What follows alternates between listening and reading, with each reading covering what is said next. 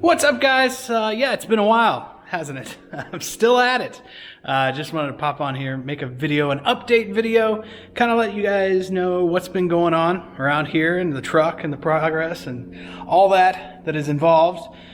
Due to the shipping delays and things like that, so much has got held up. I mentioned it in the last video, and stuff started trickling in, but it just the holdup of trying to get everything I needed, it just held up so much of the project. But then I got a good amount of stuff, I got a good amount of work done. The guy that I'm building this truck for, we had originally kind of hoped to get this thing done sometime in November.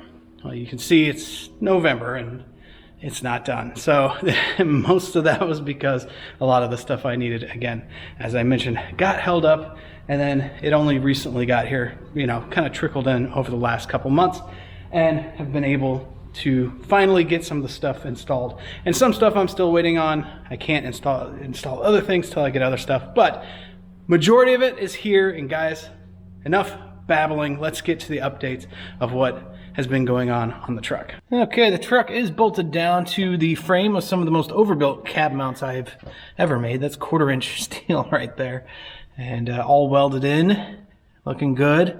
The steering shaft and all that, the U-joints there, that's all in there, and the gear selector is all in there. So the column is installed. Got the engine bay here, still working on some things, so I haven't put the fenders on, namely running the routes for the vintage air system. They come out there and they'll go up here. I've got my dryer mounted here, and of course the compressor is down there. Still working on getting the AC. Once I get the lines made, I'll be able to put that fender back on. Interior stuff, the column is in, like I said, getting ready to do the wiring for the chassis wiring is all done. We've got the fuel pump reset switch. Well, I'll go over to that side. We've got the fuel pump module and fuel pump reset switch mounted over here, behind the seat, out of the weather. I don't know if they're waterproof or not. Figure let's be safe with it. Mount it inside. The column is done. All the chassis, the original Vic wiring is all there, tucked away, nice and neat. And getting ready to run. This is a cool little unit here from Speedway, and this is as big as the fuse box is. It's just a little 21 circuit guy to run all the headlights, the wipers, the signals, and all that stuff. The AC, of course, stereo, all those things will run off of that. Pretty much doing exactly what I did on the blue truck. Onto the bed. I've yet to fill in this the corners here. I still need to build the little steel skeleton and put those in, but that's not too big of a deal. The bed is mounted. Didn't lose a whole lot of depth. It's actually very, very usable bed here. He wanted a trunk, so I'm utilizing the Crown Victoria trunk area and just kind of made this little system here. And as you can see, that light pops on. It's a motion detecting light. So when it detects motion, it pops on. And then if he's on the side of the road, he's got a light that he can use if he needs to. It just sticks on magnetically. And this is the trunk area. A lot of usable space here. A lot of usable space. So I'm kind of jealous of that. That's pretty nice. I kind of wish I would have thought about it on my truck. But, oh well. And these struts are nice. They keep it up. And make kind of a soft close, and then just lock it down. You can lock it. That'll work nicely. And if you're curious how it works, there's just these hinges here welded, one to the frame and then one to the lid. And I actually got those. They're steel. They're like for barbecue pit smokers and stuff, for the doors for those. I found them on Amazon, believe it or not. So I'll put a link to those for you guys interested, as well as this light got on Amazon too. It's very handy. But as you can see, there's still plenty of usable bed space. That's one thing that I'm very happy about on this. You might notice these boxes here. I was messing around under the truck doing some work, and the next day I came out and noticed a little puddle of fuel, and found that the fuel tank, the way I'd moved one of the tank straps, and it exposed like a pinhole leak So I got to replace the fuel tank. The tank is in a box over there. There's the tank straps.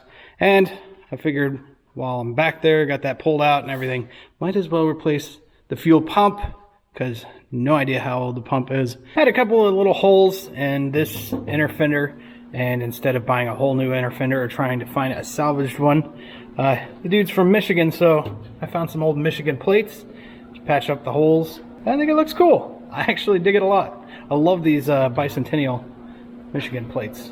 Those are very cool. I had a lot of people ask me on the blue truck what stereo that is that I used, and here it is. It's simply called the system. The subwoofer there goes under your bench seat. You got a little sub controller right there, and then these two satellite speakers that kind of look like AC vents or something that you just stick under the dash, and it actually sounds surprisingly good for what it is. So there it is. It's made by Custom Auto Sound, and it's just simply called the system. So as it sits, the truck will run and essentially drive if I put a steering wheel on it. I just don't have the battery in yet because the battery tray, this truck didn't have one. So I've either got to fabricate or buy a replacement. But yeah, otherwise it would start and run and stick a steering wheel on there. It'll drive. It's mostly just buttoning things up now. Well, after I do the wiring, and that hasn't been thinned down. I haven't depinned what I don't need out of that. And then, of course, just replacing the anti-rattlers, replacing this window. I got all that stuff over there ready to go in. And yeah, we're getting there. Got the gauges ready to go. They're speed hut, just like the ones out of my truck. I love them so much that I advise them to use them on this because they're just that good. They plug right into the OBD2 port, and boom, you got gauges. Other than fuel and oil pressure, you got to run that yourself, but the rest is all OBD2, which is very, very handy. Now, as for the blue truck, it's filthy right now. It's just been over here sitting. I finally found a center cap that I like. Just running these old, I think 37 Ford center caps on these wheels with these Diamondback tires. Love it. Absolutely love it. Can't wait to get this thing out and cruise. So as you can see, that is a lot of progress, really, and I apologize I didn't do a lot of filming while doing that. Some of you guys that have done these videos know that it does take time to set up the camera, the lighting, get the audio, things like that set up to be able to work, and with the limited time that I had, I couldn't really take that time. I didn't want to cut any corners on the truck, certainly, and just worked through without getting a whole lot of camera shots. Now that we have, the guy that I'm building the truck for, he says he's totally cool with waiting until spring. He's being really awesome about it, which is great. So that kind of brings a little relief, and I could start doing more filming while working. So look forward to more videos. Definitely not as long as long of a time between videos. I feel like I've said that before, but for sure, at least on this truck, there will be more videos to come. Guys, thank you so much. I really do miss you guys. Say hi in the comments. It's been a while. It's definitely been a while. Thanks so much, guys, as always, and I'll see you in the next one.